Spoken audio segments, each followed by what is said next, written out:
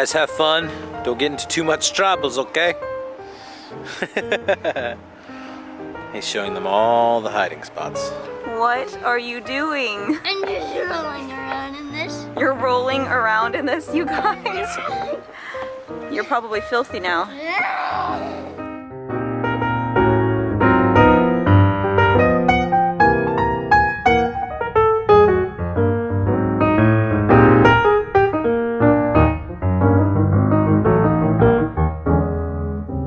What's up, beautiful people? We are hanging out in the car.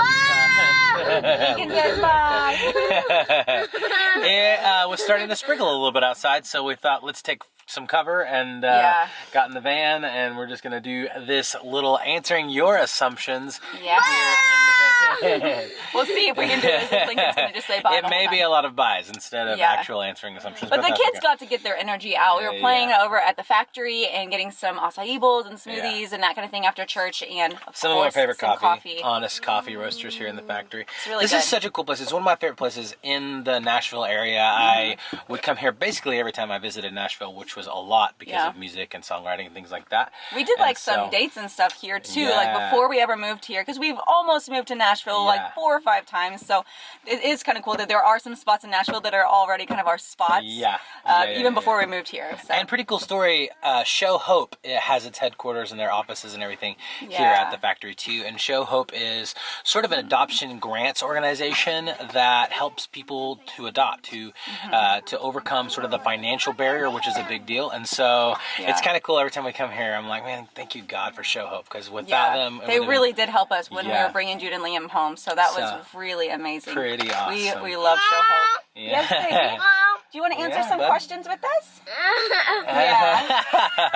Oh, yeah. Okay. So you guys did send in some assumptions on Instagram, and I said, do your worst from Count of Monte Cristo. And then immediately I said, actually, be gentle. Yeah. So for the most part, you guys were gentle, and that's too great for me. So we have chosen about 10 or so of our the juiciest ones or whatever. But the ones that we just saw a lot. There were just a lot. A couple of these that we saw like were 30% of the questions, honestly. So, yep.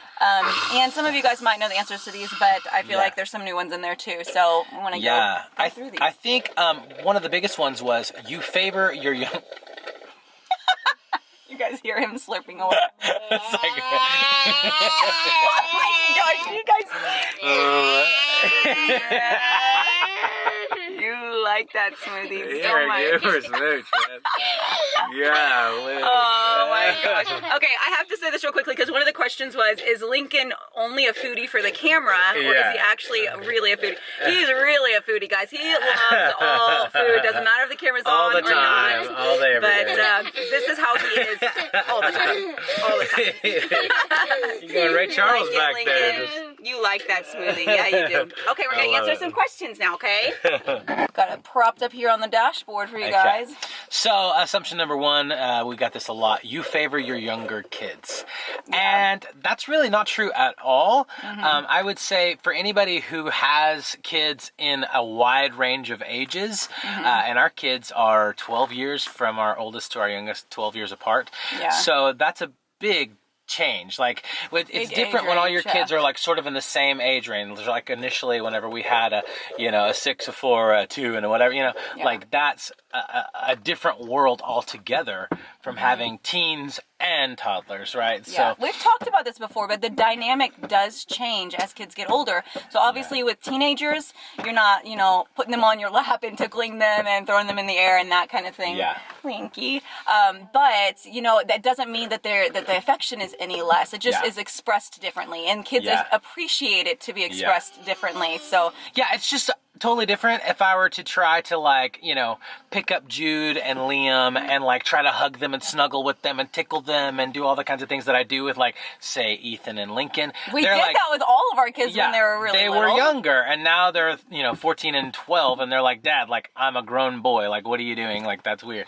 The thing is that a lot of those moments with our older kids that are just a little bit more intimate, where it's conversation and just hanging out and spending time together, that's not shown on camera because they're older kids, and so they can express that, you know, they want to have some quiet time, some private time, some time to hang out with mom or dad or both of us.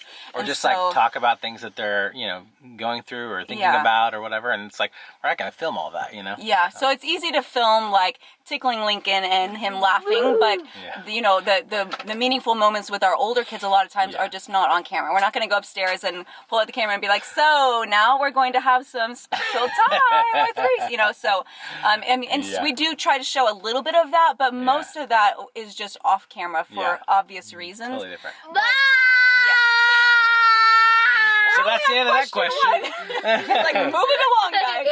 Okay, this one was a funny one because the assumption, it was worded differently like 75 times. Yeah. Amanda and Steven never fight.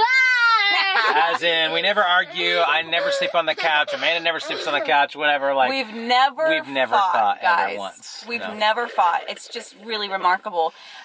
We just get along perfectly. We have everything in common. It's Stepford. We're very good with communication. Yeah, it's just perfection. It just really is. I just don't know. We have a utopian. No, the truth is.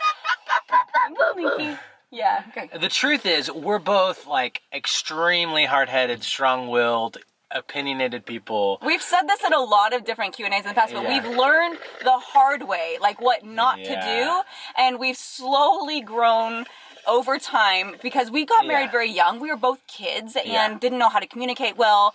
We're completely opposite, and we were completely broke forever and ever and ever, and it was just like there was a lot of opportunity for fighting and a lot of opportunity for arguing over all kinds of things.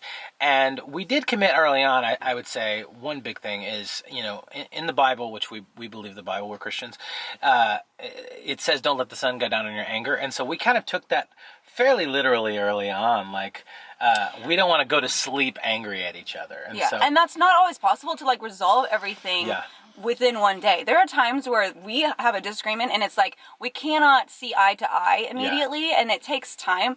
But I think it's more about allowing like bitterness to really kind of simmer underneath, you know.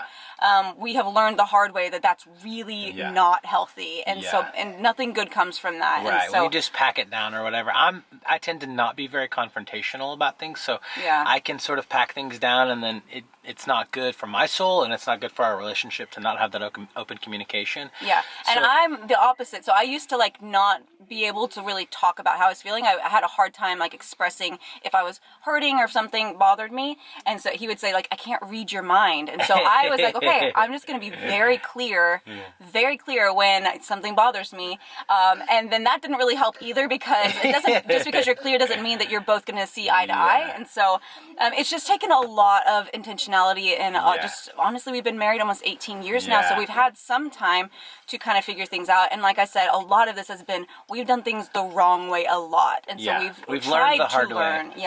And we're still learning. We're always going to continue to be learning. But we honestly we disagree quite a bit, and so it's just something that you have to be intentional about. Like when you disagree, how are you going to resolve it? How are you going to work through it? But he slept on the couch before, guys. He has. I have absolutely. a few times. I have too, not because he made me, but because I was just like, you know what? I just need my space. So, I've never made you sleep on the couch. That's what I'm saying. You've never made me and sleep you've on the never couch. really made me either. I would just say sometimes we're just like, okay, we haven't come to a resolution today. Let's like sleep on it, and you know, and that's maybe happened 4 or 5 times in our marriage. Yeah, it's not like it happens all the time, but everybody does it through those times. So, and I will say, we've said this in our vlogs before, but Ruth Graham has some of the best marriage advice ever. That a good marriage is the union between 2 good forgivers. Yeah. And so we just really try to be quick to forgive, quick to apologize, and I think that's been sort of the saving grace of our marriage in a lot of ways. So. Yeah, you want to. The goal is that you're both on the same team, and you want to work towards, you know, those things together. You want to be able to work through things together, and remember that you're for each other and your friends. So. Yeah. Next question. There are a lot of people speculating on our parenting styles. You agree about everything as it relates to parenting and all kinds of stuff like that, and that would be great if that was true. Amanda is the strict parent, and Steven is the more laid back one. Was said a lot. lot. Yeah. And that's kind of true. I would say that's kind of true. Yeah. I would say, and I think part of it's also because I have to homeschool, and so it's like you got to keep kids like on a schedule, and to keep things flowing, you have to have some structure. And so to be able to like put things in place and say like, okay, here's the boundaries, and here's what we need to do, and here's what we need to not do, I think is really important. And as we've had more kids, we've needed that even more. And I would say generally I'm a very, very laid back, kind of go with the flow person. And out of necessity, I've had to become a little bit more structured. But I would say that when things kind of go off the rails, you're probably more of the one to kind of get flustered than me, especially with house stuff. Like, I tend to be more OCD with like cleaning things, and like if the house is a mess, that sort of gets me riled up a little bit. That was actually one of the assumptions, is that we have someone who helps us clean the house, and I would say we do. We have 9 people that help us clean the house. We all help. Family of 9. I guess 8 people, because Lincoln doesn't really help clean. He just more destroys it all. But we don't hire anybody to kind of come and help or anything like that. But look at this. Lincoln is Lincol's gotten the mascara. The chapstick. Are you putting makeup on back there? No, it's smiling. He is. He's trying to. Oh my gosh. You want some chapstick? Here. Oh my goodness. You guys are crazy. I would say, as far as parents go, that you guys are both very chill, cool parents. Oh, thank you. We didn't tell her to say that, guys. I They actually paid just came us up here. all $100. we turned off the camera for a second, and I passed out the hundies, and they were very excited. You're Reese. They paid us all. They paid us $100. $100. Wow. We just have, How just cheap have to 700 sell your bucks laying soul, around. children. Yeah, we don't actually have anybody that cleans the house, although we have talked about it at times, maybe having someone come like once a month for like a deeper clean kind of thing, because it is so challenging to keep a house clean with 7 children, and that has always been kind of a struggle for us. I'd say that's one of the harder things for us, is just keeping the house clean, making sure that we're staying on top of stuff, because it can get out of control really quickly, especially like laundry, and there's always fingerprints everywhere. There's always, it's hard, but frankly, when you're on a budget, that's like the last priority, and so we've never made that a priority or anything like that. We've got a lot of other pressing things that we have to pay for and take care of financially, and so that's just been way at the back burner. And that's actually a really good tee up for the next question, which is, funny enough, you adopted for the money. Which is a hilarious thought. We've heard this a few times. I think most people understand that is not how adoption works, but I mean, it's sort of the opposite. You adopt to go into debt. Well, maybe not to go into debt, but it's certainly, adoption is not inexpensive. Yeah, you got me going. Like that, Guys, this is just one of those days where we're doing the best we can. So adoption is actually very expensive, and I know that if you adopt out of the foster care system, a lot of times that is very low cost, and also the kids' like education and medical expenses can be covered. So that is a way that can help families to adopt with very little cost, and it's awesome. It's absolutely amazing. It's incredible, and I wish all adoption was that way. But unfortunately, it's not. It's actually very costly, and private adoptions, domestic adoptions, international adoptions are very expensive. And then along with that is additional expenses such as medical costs and that kind of thing. And so that's been really huge for our family to have to kind of shift priorities. We knew going into it that adoption was going to be expensive, but I don't think we really knew just the magnitude of the medical costs. And a lot of people were asking, did you know, you didn't know all the medical things that were going to happen with Lincoln, and that is true. That's a true assumption. That's true. We knew that Lincoln had medical issues. We didn't know the extent of it, and so that has actually been significantly higher than we thought. And so we've had to change really the priorities and how we do things, how we spend money, that kind of thing, to accommodate that. So we had like our dream home in Dallas. We had sold that and moved into a much less expensive rental home for a while Lincoln was going through brain surgeries and that kind of thing. And they're just, it's absolutely 1,000% worth it, but it is something that you have to be aware of and you need to be prepared for. And that's what I'll say to that. You don't make money off of adopting children. And so, but at the same time, like, it is just so worth it. Like, our hearts and our lives have been forever changed. We adore our children, and we would do it all over again in a heartbeat. Yeah, absolutely. But we've never made money off of our children. No regrets. Yeah. Oh my gosh. Next question.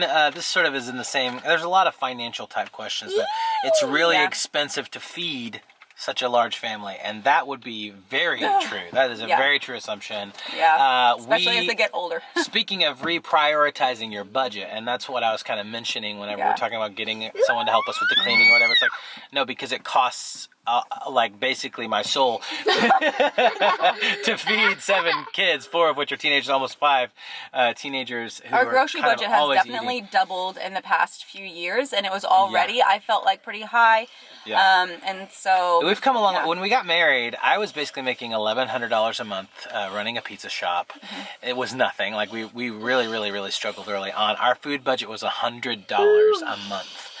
And we somehow made that work. We did, but and people do that. I mean, everybody has different, places that they are in life, and it was just the two of us, and so we had canned doable. green beans and shoulder steak every night, basically. Cereal for breakfast, and that was it for the first few years. Yeah. You make it work. You do what you can with what you have, and we hustle. We hustle a lot and work and try to be able to make sure we can provide for those needs. And we've always had like side businesses and that kind of thing. And so, we do work very, very hard and have continued to do that as our family has expanded. Yeah.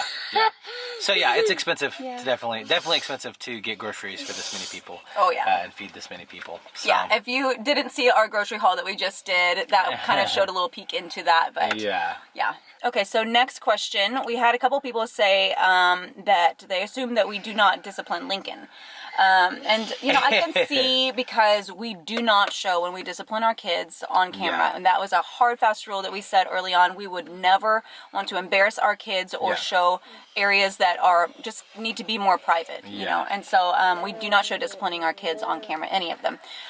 With Lincoln, it is a little different because his, he's developmentally delayed. He's still in like that toddler stage, but he does need discipline in the sense he needs a lot of redirecting, a lot of repetitive kind of, positive reinforcement, that kind of stuff, especially as he's getting older. He understands so much more than he can express. So his receptive language is so good. And his ability to pick up tone too. Like I would say that's one of the biggest tools we have right now is that he is a fairly sensitive kid even with his developmental delays, and we can really just kind of take the parental tone, you know what I mean by that, and say, no, or whatever, and he knows that that's what we mean and does stop. So it gets his attention where he's like, oh, mom and dad are trying to communicate something important right now. And having to do that sort of over and over and over and over and over again until he finally gets it. Gentle persistence is, I think, really good for all children, but especially for a child like Lincoln, you just need that kind of repetitive, kind of correction and just showing him, no, this is how we do it. No, we don't throw blocks at people. We play with them this way, and just kind of, that's how we discipline Lincoln.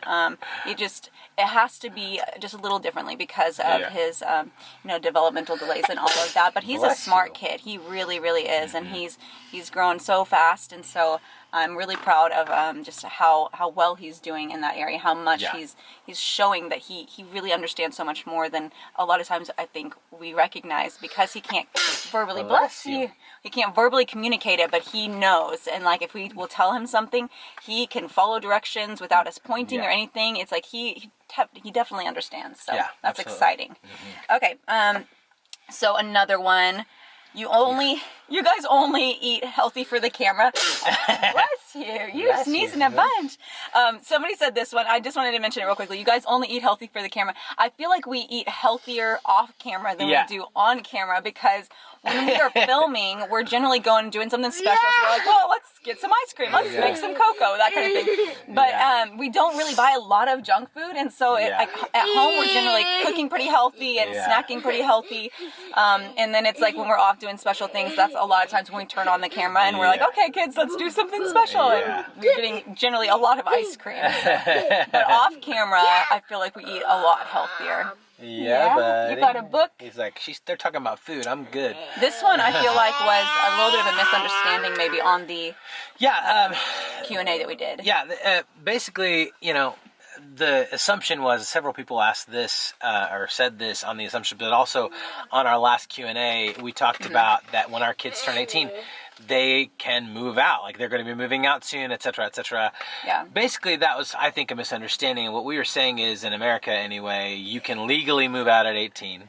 And some of our kids will want to. Some of our kids probably. will want to. Not all of them will want to. And we, by no means, force them to leave. We're not like we don't kicking want them out of the nest. We're pretty open to them staying, as long as I don't want like. them to be like 40 years old and still living with us. Jude's in the basement like, Mom, give me some meatloaf. And I'm like, bro, get a job. He's like 40 years old. Come on. No. That's not going to happen. Jude's awesome. Yeah, no, Jude's amazing. But all of our kids are amazing. But I do think some of them want to move out probably a little earlier than others. Reese has just a lot of goals and things that she is dreaming up, so I can see her leaving probably 18, 19 years old. As much as I'd love all of our kids to stay till they're more like 20, 21, Don't 22. worry, I'll stay till I'm 90. Oh, thanks, 90. Kira. Kira said she'll stay till she's 90. I'll always be So with you. thank you. You'll always be my baby. Ethan's told me that too. He said he's just going to live with me, and then when he gets really old, he'll buy a house like next door. So there's that. I'll be okay with that. Yeah. We're just going to buy a big lot of like 80 acres and we'll just make a divvy it compound. out. And we'll have that'd be great. We don't want our kids to leave right when they turn 18, guys. But we will support our kids if they have dreams and things that they want to start pursuing. Yeah. So it's really up to each child. Yeah. Okay, guys. So our camera keeps overheating because we've been talking for a while. Yeah. But we have one more question for you guys. This is a juicy one. And we've talked about this a little bit before, but A lot of people have asked us. I think we said it in the Q&A too. we have serious baby fever. That is a big assumption. Yeah. That's the big assumption. Yeah. I would say off and on, maybe. Off and on. I would say right now we're actually pretty good. I don't think you ever get baby fever. So over the summer when Phil and Alex, our friends, had Cassidy, and I was like holding her, I was like, okay. He's really good with babies. I do love babies. Babies love you. He can get a baby to calm down so easily. He was so good with all of our kids when they were babies, and so I miss that stage a lot of times. Yeah. I really do. Right now, I feel like just because we're in such an in-between, I'm not feeling that pull like, oh, I want a baby right now. Yeah. But this is an ongoing conversation for us. We talk about it a lot. I could definitely, and honestly, just because the world has been so crazy lately and it's just been a tough season, and so I feel like that has kind of made me maybe pull back a little bit. Honestly, if you weren't taking into consideration any factors, I'd have 10 or 12 kids. I really, really would. I know that probably makes you just start sweating right now.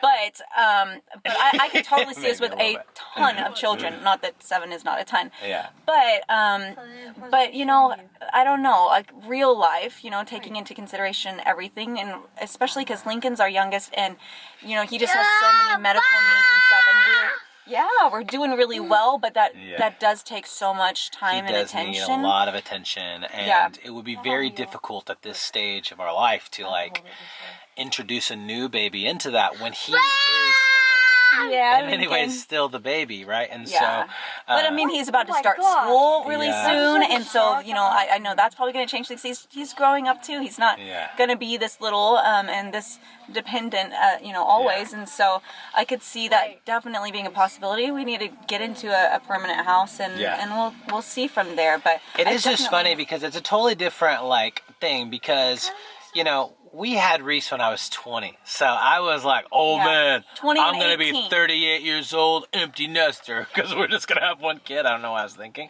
And that's I've turned 38 in April, and that's obviously nowhere near that. And then we had Kira, and I was like, I'll be a 40-year-old empty nester. And then, obviously, none of that's going to happen. We just keep having kids. And I'm okay with that. I've changed so much in my expectation of my future and what I really, truly want for my future. Yeah. But I also don't know that, as I get older, if, how that plays out for having babies again. We'll see. But. Yeah. So you never say never. Because there are definitely times I love the baby stage. I love the toddler stage. I had really good pregnancies. I really enjoyed it, She's honestly. a really hot mom when she's pregnant. I'm When saying, she's not pregnant. well, thank you. I'm just saying Also all I the really time. enjoyed that stage a lot, and so I could see us having another baby. But at the same time, like, our kids are all getting older, so I think they might think that's a little weird because Reese is 17. I think they would. So I had a friend in middle school who her aunt was a year younger than her. yeah, I know some people that. And I thought that was so crazy. I was like, I don't understand. How does this even work? And this would be the way that happens. There's a family I know that was literally growing up like the sweetest, kindest, like the coolest family I had ever met. And they had 5 or 6 kids, and the oldest daughter was quite a bit older than the others, and so she had a couple of kids, and then they still had a couple more, and so it's like the aunts and the they were all like really close in age, and I thought it was really cool. They were just such a tight-knit, close family, so I don't think that's weird. I mean, it's just obviously It's not different. normal. Yeah. It's not what is typically what happens, but anyways, guys, we're like just really kind of very loosely holding to our plans for the future, because I think at this point we have realized that God's plans are generally a little different than ours, and they turn out better than when we are trying to force things or make things go a certain way. They never really do that anyways, and so I know that the way that our family is meant to be, whether it's just how it is right now, or whether we're supposed to have another baby or adopt again, like we're open to any of that, and we'll just kind of see what happens in the future. But definitely a possibility. We're not saying definitely a possibility because we're like, well, we don't really want to, or we really do, but we don't know. Like we really are just holding very loosely to it. So before our camera overheats for the 3rd time, we're going to go ahead and close this out. But we love you guys. We love you guys so much, and hopefully this was interesting for you guys. And we're just going to enjoy the rest of this Sunday together as a family. But we love you guys, and we will see you in our next vlog. Bye. You guys say bye. Bye. Bye. For your name's sake, you will lead me